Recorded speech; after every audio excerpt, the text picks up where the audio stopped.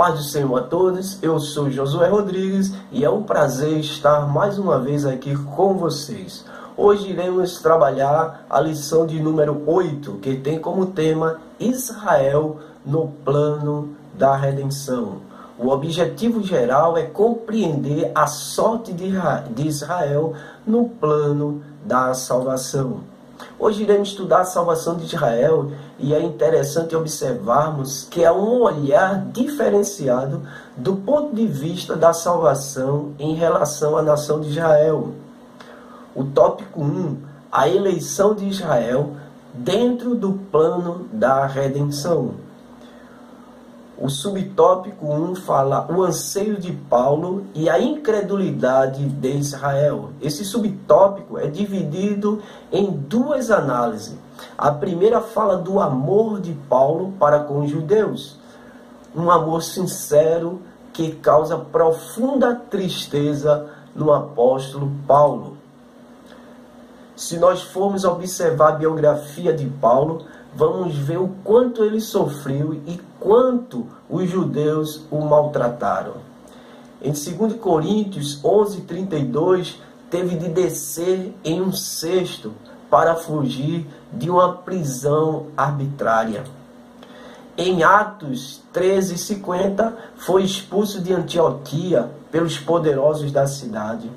Em Atos 14:19, foi apedrejado quase até a morte em Listra. Em Atos 16:23, na Macedônia, foi açoitado, preso e amarrado com os pés em um tronco.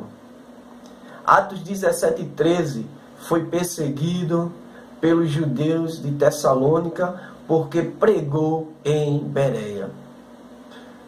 Porém, esse sofrimento não ofuscou o amor de Deus derramado em seu coração. Paulo, a ver o estado, que se encontrava a nação de Israel, ele ficou bastante entristecido. O amor de Paulo era tão grande que ele era capaz de se sacrificar por seus irmãos judeus. Observe o que ele diz em Romanos 9:3. Porque eu mesmo poderia desejar ser anátema de Cristo por amor de meus irmãos, que são meus parentes segundo a carne. Aqui Paulo desejava ser, se fosse a vontade de Deus, estar na condição espiritual deles, ou seja, anátemas, pessoas que estavam debaixo da maldição. Paulo desejou ficar separado de Cristo para conseguir a salvação deles. A gente ainda pode observar que coisa parecida Moisés tentou há 1500 anos antes de Paulo. Assim tornou-se Moisés ao Senhor e disse: Ora, este povo cometeu grande pecado, fazendo para si deuses de ouro. Agora, pois, perdoa o seu pecado. Se não, risca-me, peço-te, do teu livro que tens escrito. Então disse o Senhor a Moisés: aquele que pecar contra mim, a este riscarei do meu livro. Na verdade, o que Moisés e Paulo queriam fazer foi o que Cristo fez na cruz, dando a vida por mim e por ti. Será que nós temos feito isso por nossos parentes? Será que nós temos olhado para os nossos parentes e ficamos desejosos em tirar ele daquela situação? Ou temos vivido de forma indiferente? Que nós possamos aprender com Paulo. Paulo, vendo a situação dos seus irmãos, ele ficou entristecido a ponto de sacrificar-se por eles. Que nós também possamos fazer isso. Que nós possamos nos dedicar à oração, ao ensino, a fim de que nossos irmãos também alcancem a salvação em Cristo Jesus. Paulo vai falar ainda dos privilégios especiais não aproveitados pelos israelitas. Vocês são israelitas e foram adotados como filhos. conviveram com a glória. Deus lhe apareceu e morou entre vocês no tabernáculo e no templo. Vocês tinham uma aliança, um pacto feito unicamente com vocês por meio de Moisés. Vocês tinham uma lei, as 2 tábuas no monte, que foi entregue lá no Monte Sinai. O culto, as promessas feitas a Abraão, dos quais são pais Abraão, Isaque e Jacó. E dos quais é Cristo, segundo a carne, ou seja, no aspecto físico, segundo a carne, Cristo é israelita. Tudo isso era privilégios, mas apesar de tudo isso, eles continuavam com o coração endurecido. O segundo subtópico vai falar os eleitos e a promessa de Deus. Primeiro devemos entender a diferença entre eleição individual e eleição geral. A eleição individual é concernente aos propósitos de Deus em relação a seus planos. Não é em relação à salvação. Veja bem, Ismael e Isaque, todos os dois eram filhos de Abraão. Porém, Deus, através de sua soberania e graça, escolheu Isaque. Antes que alguém diga, foi porque Ismael não era filho de Sara. E a escolha de Jacó em relação a Esaú? Que os dois eram filhos gêmeos. Os propósitos de Deus são executados através da sua graça, da sua misericórdia. Porque, não tendo eles ainda nascido, nem tendo feito bem ou mal, para que os propósitos de Deus, segundo a eleição, ficasse firme, não por causa das obras, mas por aquele que chama. Foi-lhe dito a ele, o maior servirá ao menor. Romanos 9, 11 e 12. Como está escrito, amei a Jacó e odiei a Esaú. É interessante observarmos aqui no versículo 13 que amei a Jacó fala de escolha, não é? Onde diz que Deus escolheu a Jacó através da sua soberania. Eleição, justiça e soberania de Deus. Irmão, será que não há injustiça em Deus? Que diremos, pois? Que há injustiça da parte de Deus? Paulo vai responder dizendo, de maneira nenhuma, Romanos 9 e 14.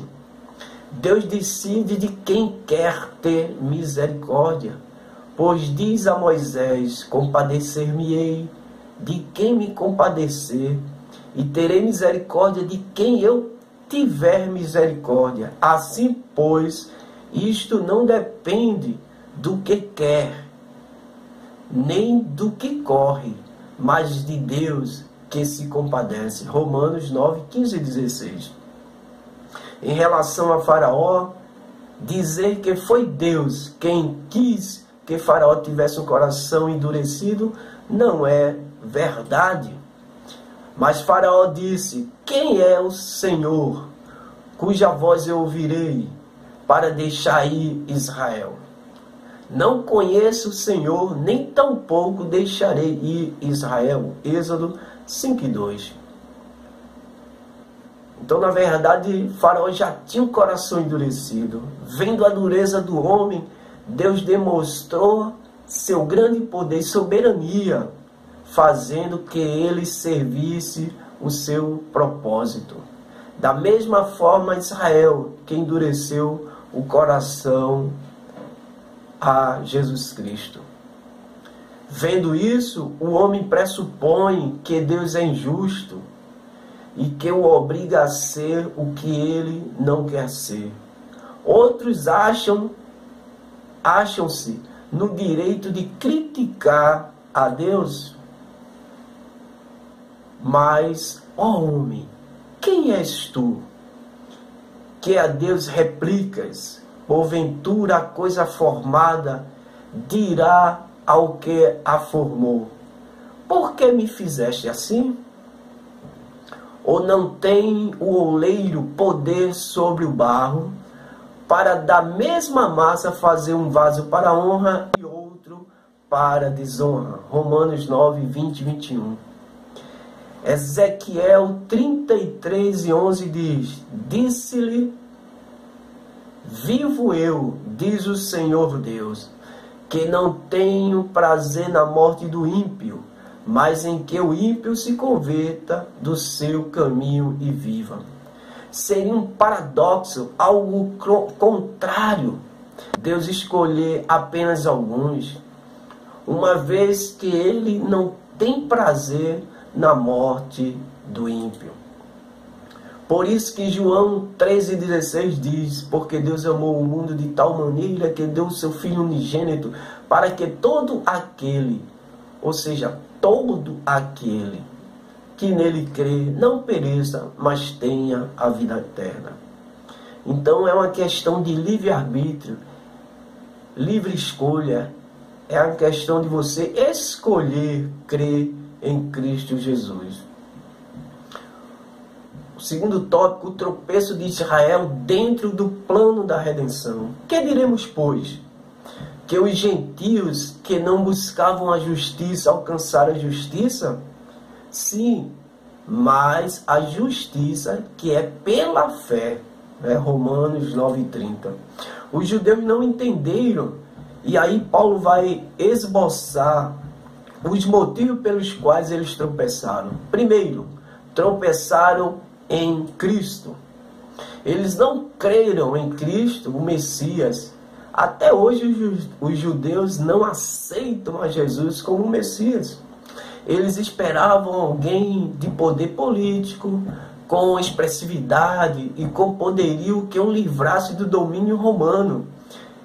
Eles esperavam alguém do suporte, do porte do guerreiro Davi, do rei Davi. Mas Cristo veio em forma humana, sem parecer formosura, humilde, sem recursos, de forma que eles não aceitaram. Eles esperavam a libertação política, mas Cristo veio nos libertar do império da morte. Sendo assim, Cristo se tornou uma pedra de tropeço. Mas eles também tropeçaram na lei. Eles eram esforçados, conhecedores, zelosos pela lei, de forma que queriam ser justificados.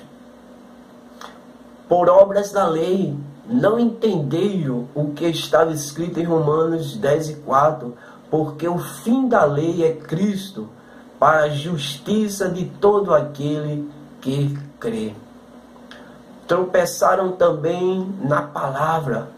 Como já foi dito, tinha muito conhecimento, mas não deram ouvido aos ensinos, aquilo que Deus havia planejado para a nação de Israel.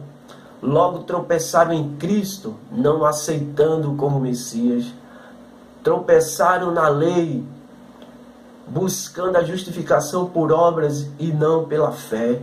E tropeçaram na palavra, não dando ouvido aos ensinos de Deus. A restauração de Israel dentro do plano da salvação é um outro tópico. Israel e o remanescente. Aqui surge a indagação. E agora? Nós fomos rejeitados. E as promessas feitas à nação de Israel? A rejeição não se dá à nação como um todo, até porque o próprio Paulo era judeu. A rejeição está para com aqueles que não aceitaram a Cristo. Senão Paulo não estava sendo salvo, né? E Paulo vai usar o exemplo de Elias para dizer que existe um remanescente que não se dobraram ao legalismo. Elias, em um momento de tanto lutar com os profetas de Baal, com Jezabel, não é, ir com o rei Acabe. Em um dado momento ele se viu entristecido, achando que só ele havia restado. Quando Deus vai ao seu encontro e diz: não, Elias, ainda existe 7.000 remanescentes. E Paulo vai dizer aqui que também Israel existe. Muitas vezes nós somos tentados a achar que somos os únicos, mas Deus sempre conta com os seus remanescentes, com pessoas que não se dobram, né, às ofertas do mundo, pessoas que são fiéis. Israel e o enxerto gentílico. Aqui fala dos ramos que eram judeus. Esses foram cortados por causa da dureza do seu coração. Em seu lugar, nós gentios fomos enxertados. Agora nos cabe uma observação. E se alguns dos ramos foram quebrados, e tu, sendo jambuzeiro, foste injertado em lugar deles, e feito participante da raiz e da seiva da oliveira, não te glories contra os ramos. E se contra eles te gloriares, não és tu que sustentas a raiz, mas a raiz a ti. Romanos 11, 17 e 18. Da mesma forma que os judeus foram cortados, nós, se não obedecermos, podemos ser cortados.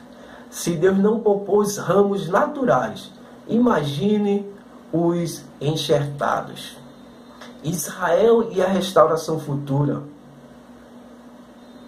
E assim todo o Israel será salvo, como está escrito: de Sião virá o libertador e desviará de Jacó as impiedades. Romanos 11 e 26. Deus tem um plano especial para a nação de Israel. Após completar a plenitude dos gentios, ou seja, após a vinda de Cristo, dar-se-á a grande tribulação. A grande tribulação será dividida em duas fases. A primeira chamada de falsa paz, e a segunda será aquela de realmente perseguição do domínio real do anticristo. Neste período, já no final, o anticristo declarará guerra à nação de Israel. As nações confederadas se juntarão e atacarão a Israel no Vale do Meguido. Diante disto, Cristo Jesus raiará nas nuvens juntamente com os santos. Neste momento, os judeus reconhecerão a Cristo como Messias. E só assim o exército do anticristo será derrotado. E a nação de Israel será restaurada para adentrar no milênio. É aí que se dará a restauração de Israel. Chegamos ao final de mais um resumo, uma síntese de mais uma lição. Qualquer sugestão, crítica, comentário, será sempre bem-vindo e será um prazer. Fique com Deus, boa aula e até a próxima.